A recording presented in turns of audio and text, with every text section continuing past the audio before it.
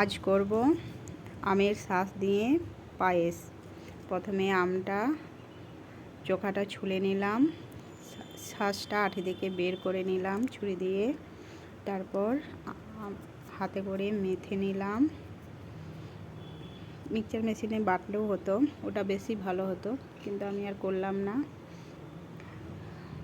তারপর কড়াইয়ে একটু রান্না করে নিলাম কিছুক্ষণ। তারপর নামিয়ে নিলাম।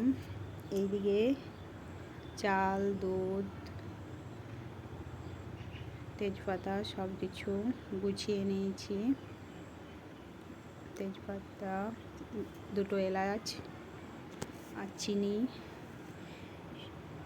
এরপর ওই কড়াইটাতে, ওইটা নামিয়ে ওই কড়াইটাতে দুধ দিয়ে দিলাম আর গোবিন্দভোগ চালটা দিয়ে দিলাম সিদ্ধ হওয়ার জন্য।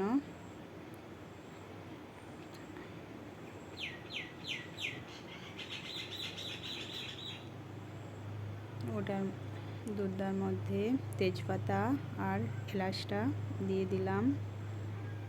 সিদ্ধ হয়ে গেছে। এরপর আমের শাঁসটা দিয়ে দিলাম।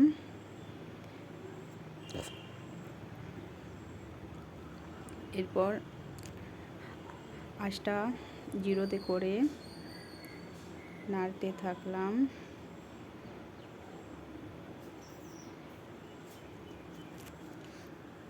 আমি একটু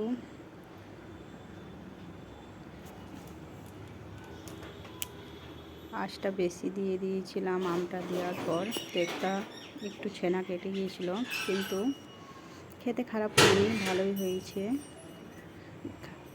তারপর একটু নুন দিয়ে দিলাম।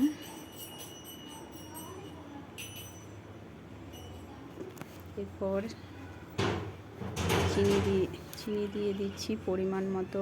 খুব বেশি চিনি লাগবে না, কারণ আমটা তো মিষ্টি, তার জন্য।